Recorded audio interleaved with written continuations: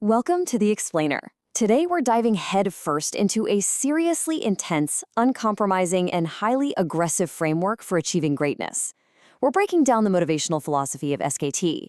And let me tell you, this framework completely dismantles our conventional ideas about comfort, rest, and what it actually takes to be successful. So if you're looking for a gentle, comforting pat on the back today, well, this definitely isn't it. This is a visceral look at how extreme discipline, specifically when it comes to your sleep and daily habits, is viewed not just as some personal lifestyle choice, but as the absolute defining line between the average and the extraordinary. All right, let's jump right into this. Donkeys sleep during the day. We absolutely have to start right here with this jarring, completely unfiltered quote. This perfectly captures SKT's utter disdain for daytime resting. In his framework, sleeping during the day isn't just a bad habit, right? It's an active choice to embrace mediocrity. He essentially argues that if you're sleeping when the sun is up, you're striving to be a beast of burden rather than a leader. It's a harsh wake-up call for sure, but it's meant to completely shock the system. And that brings us to the absolute foundational baseline of this entire philosophy, the number 7. According to SKT, 7 hours of sleep per night is the strict, non-negotiable maximum a human body actually needs to function. Anything beyond that, it isn't categorized as rest anymore. It's indulgence. He makes a really strong case that you won't go crazy, you won't lose your mind if you stick to this limit. In fact, he argues that this whole idea that we need 8 to 10 hours of sleep is basically a myth perpetuated by people who lack true ambition. Section 1. Sacrifice of sleep and comfort. SKT draws a really sharp contrast here between what he calls the middle-class mindset and the driven mindset.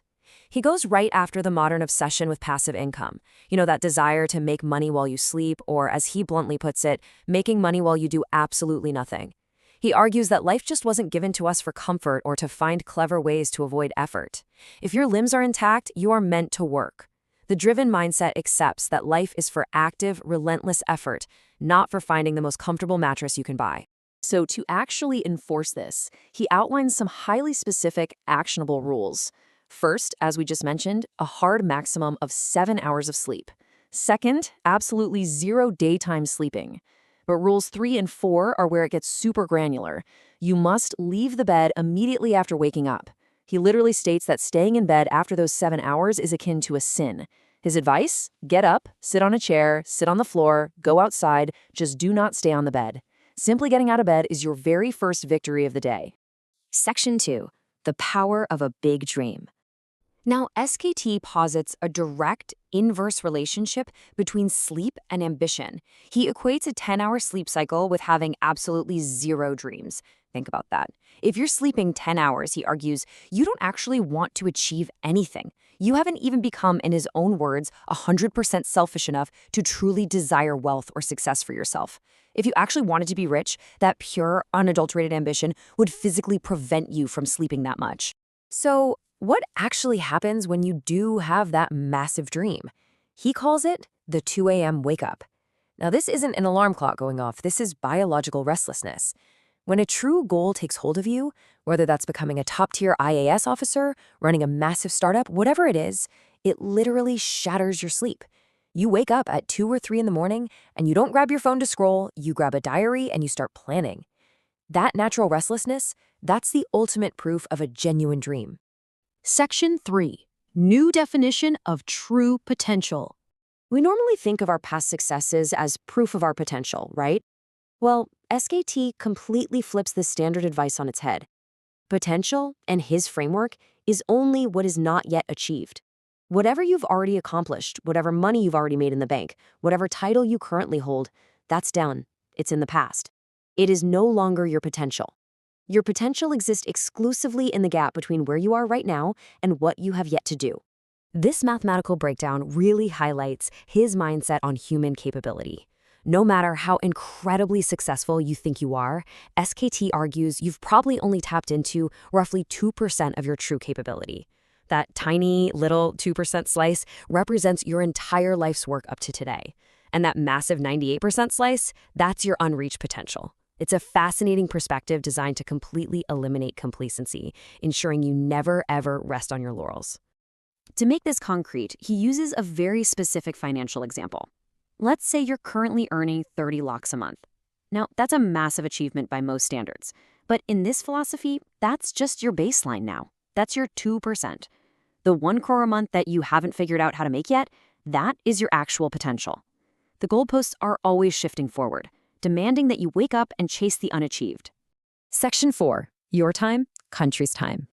This is where the stakes get raised from personal ambition to macro-level national duty. SKT makes a direct correlation that turns time wasting from a personal failure into a literal theft from the nation. If you sleep 5 extra hours beyond that 7-hour limit, you aren't just losing your own time, you're stealing 5 hours from the country's progress. Wasting 2 hours doom scrolling on your mobile, that is 2 hours of national productivity lost forever. He drives this home with a deeply intense patriotic claim: you are India. If you sleep, you make the country sleep. He effectively erases the line between the individual and the state. You aren't separate from the economy, you are the economy. Therefore, oversleeping isn't just lazy. In his framework, it's basically an act of macroeconomic sabotage. If we all run, the country runs. If we hit snooze, the nation stagnates.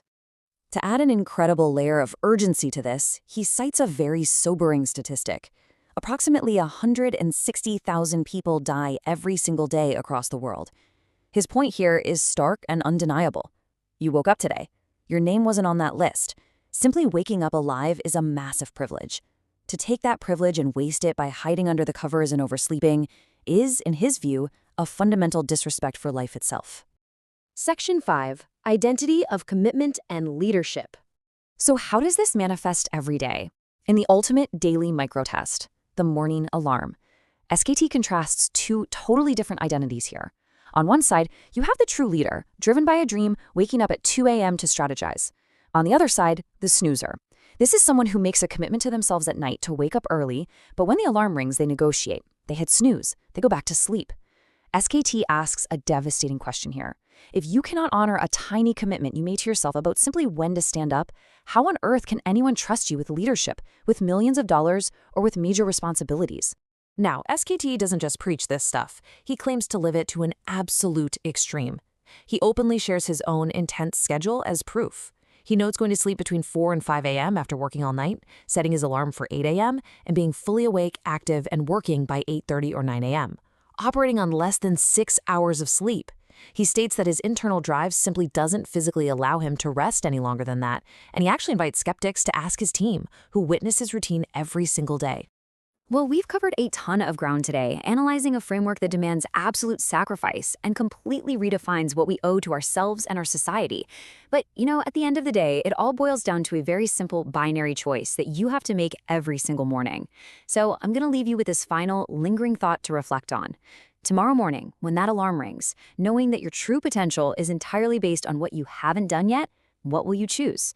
Will you wake up? Or will you hit snooze? Thank you so much for exploring this fascinating framework with me today and this explainer. Keep learning and keep challenging yourself.